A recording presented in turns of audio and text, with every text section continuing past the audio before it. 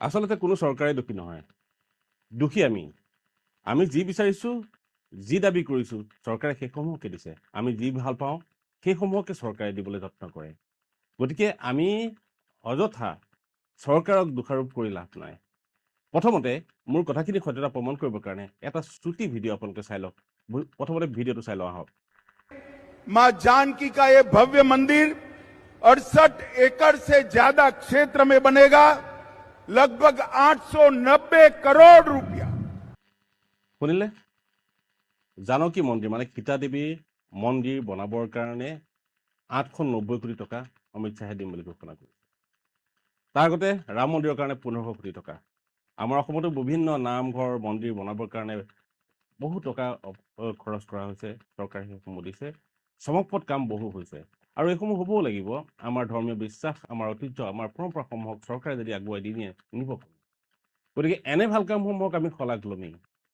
কিন্তু তাৰ লগতে আমি পাহৰি যোৱা উচিত নহ'ব আমাৰ নিত্য নৈমিত্তিক যিবোৰ কাম, আমাৰ জৰুৰীকালীন যিবোৰ সেৱা, সেই সেৱাসমূহক আমি কিমান উন্নত মানৰ পাইছোঁ, সেই কথাখিনি আমি কিন্তু পাহৰি গ'লে নহ'ব।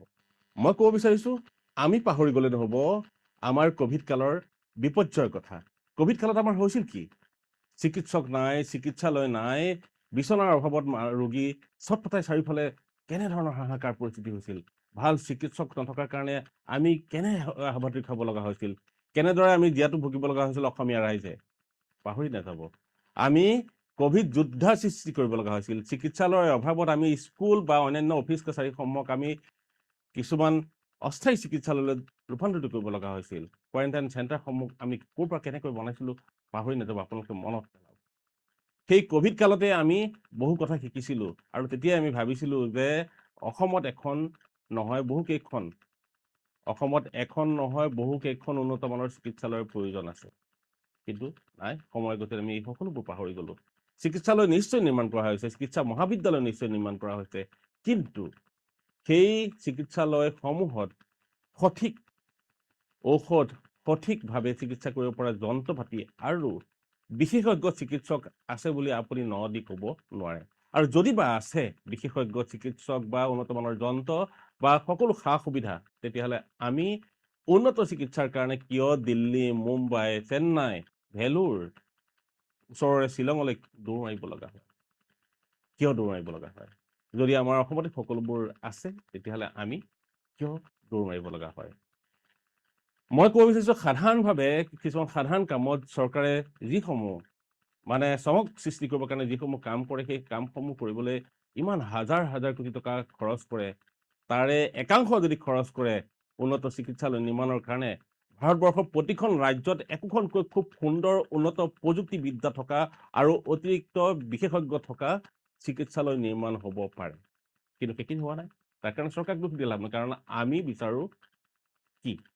আমি বিচাৰিছোঁ যি চৰকাৰে তাকেই দিছে।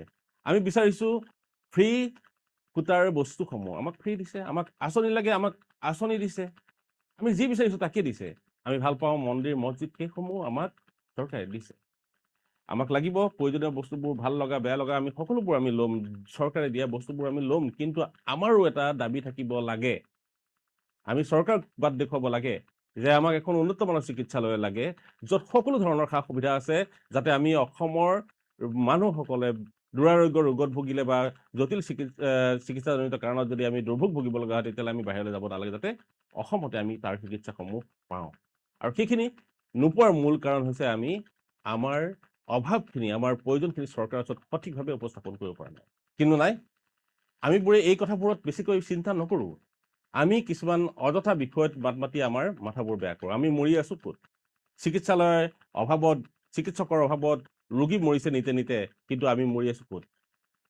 হিন্দু, মুছলিম, মিয়া, মুছলমান, পাকিস্তানী এজেণ্ট, এই অযথা বিষয়সমূহত যিসমূহ বিষয় চৰকাৰে সিদ্ধান্ত লয়, চৰকাৰে কৰিব লগা বিষয়, আমি সাধাৰণ মানুহে ইয়াত চিঞৰ বাখৰ কৰি মৰিছোঁ।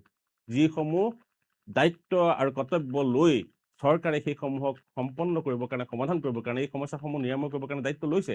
তাৰপিছত আমিবোৰে চিঞৰ বাখৰ কৰি আমাৰ মাজতে কাজিয়া কৰি কিয় সমস্যা বৃদ্ধি কৰি আমাৰ মাজতে কিয় খোৱা কামৰা কৰোঁ? আমি ইজনে সিজনক কিয় ঘৃণা কৰিবলৈ আৰম্ভ কৰোঁ?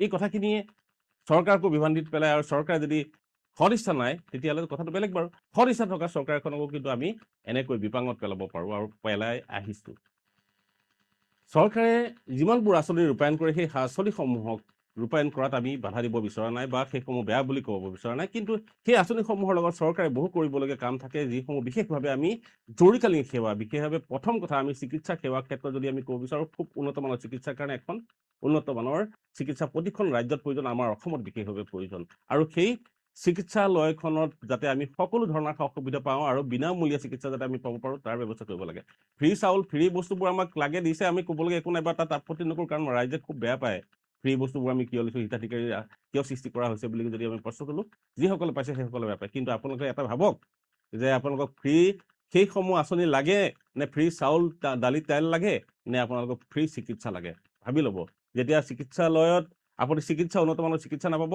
এইসমূহ দৈনিক খাবলৈ আমি যিসমূহ আমি ফ্ৰীতে পাই আছোঁ সেইসমূহৰ পৰিৱৰ্তে চিকিৎসা কৰিবৰ কাৰণে টকা কিমান প্ৰয়োজন হ'ব আৰু সেই টকা যেতিয়া আপোনাৰ ব্যক্তিগতভাৱে আপুনি পাব নোৱাৰে তেতিয়া কেনেধৰণৰ সমস্যাৰ সন্মুখীন হ'ব পাৰে আপুনি ভাবি চাওক আৰু যৎপৰোনাস্তি আছে আমি যদি গোটাবও পাৰোঁ উন্নত চিকিৎসাৰ কাৰণে বাহিৰলৈ যদি যাব লগা হয় কেনেকুৱা পৰিৱেশ এটা ৰচনা হ'ব পাৰে আমাৰ ঘৰত কেনে সমস্যাৰ সৃষ্টি হ'ব পাৰে সেই কথা কিবা হ'ব গতিকে ফ্ৰী এইসমূহ দিছে আমি ক'বলৈ একো নাই খুব ভাল কথা বুলি ভাবি লৈছোঁ কিন্তু এই ফ্ৰীবোৰ বস্তুৰ লগতে হ'ব লাগিছিল আচলতে চিকিৎসা ফ্ৰী সকলো ধৰণৰ চিকিৎসা সম্পূৰ্ণৰূপে ফ্ৰী লাগে চিকিৎসাৰ লগতে আমাক ফ্ৰী লাগে শিক্ষাত ফ্ৰী আমি দেখি আছোঁ যে আমাক ফ্ৰী কিতাপসমূহ দিছে ফ্ৰী আমাক স্কুলত পঢ়িবলৈ দিছে কিন্তু তেনেধৰণৰ নহয় সকলো ধৰণৰ সকলো শিক্ষা উন্নত মানৰ শিক্ষা আমাৰ সকলো ছাত্ৰ ছাত্ৰীৰ কাৰণে সকলো শ্ৰেণীৰ মানুহৰ কাৰণে সম্পূৰ্ণৰূপে ফ্ৰী লাগে যেতিয়া চিকিৎসা আৰু শিক্ষা ব্যৱস্থাটো সম্পূৰ্ণৰূপে উন্নত মানৰ ফ্ৰী অৱস্থাত পাব সেইখন চৰকাৰে যিখন চৰকাৰে এইসমূহ ফ্ৰী দিব সেইখন চৰকাৰ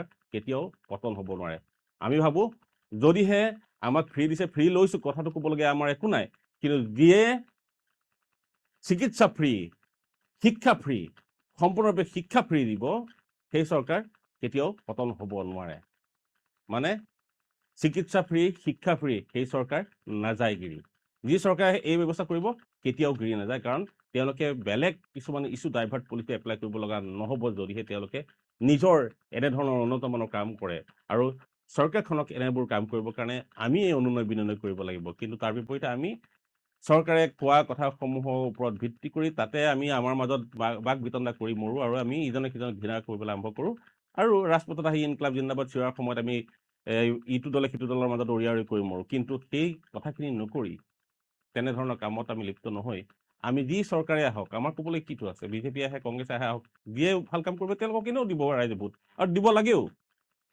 বিজেপিয়ে ভাল কাম কৰিছে নিশ্চয়কৈ দিয়ক কিন্তু বিজেপিকো আমি দেখুৱাই দিব লাগিব বাট যে আপোনালোকে এইবাৰ নিৰ্বাচন জয়ী হ'লে ৰাস্তা ঘাট যি ধৰণে সুন্দৰ কৰিছে যি ধৰণে আপোনালোকে বিভিন্ন ক্ষেত্ৰত পৰিৱৰ্তনৰ সূচনা কৰিছে আমাৰ ধৰ্মীয় বিশ্বাস আৰু ধৰ্মীয় অনুভূতিক যেনেকৈ আপোনালোকে সন্মান জনাইছে আপোনালোকে কলা সংস্কৃতিক যেনেকৈ আগুৱাই নিবৰ কাৰণে যত্ন কৰিছে তেনেকৈ আমাক চিকিৎসা সম্পূৰ্ণৰূপে ফ্ৰী দিয়ক উন্নত মানৰ চিকিৎসা দিয়ক আৰু উন্নত মানৰ কাৰিকৰী বিদ্যা সম্পন্ন প্ৰযুক্তি থকা বিদ্যালয় আমাক দিয়ক প্ৰতিখন জিলাত যি সম্পূৰ্ণৰূপে ফ্ৰী হ'ব তেতিয়া নিশ্চয় আমি সুখী হ'ম আৰু অসম আগুৱাই যাব তেনেধৰণৰ আমি অনুনয় বিনয় কিয় কৰিব নোৱাৰোঁ তাৰ বিপৰীতে আমি টক শ্ব'সমূহত আজিকালি গৈ ইটো পক্ষ সিটো পক্ষই টনা আজোৰা কৰি আমাৰ মাজতে কাজিয়াৰ সৃষ্টি কৰিছোঁ আৰু পৰিৱেশ প্ৰদূষিত কৰিছোঁ কিন্তু আমাৰ অনুৰোধ হ'ব লাগে আমাৰ উদ্দেশ্য হ'ব লাগে আমাৰ ৰাজ্যখনৰ আমাৰ অসমীয়া জাতিটোৰ উন্নয়ন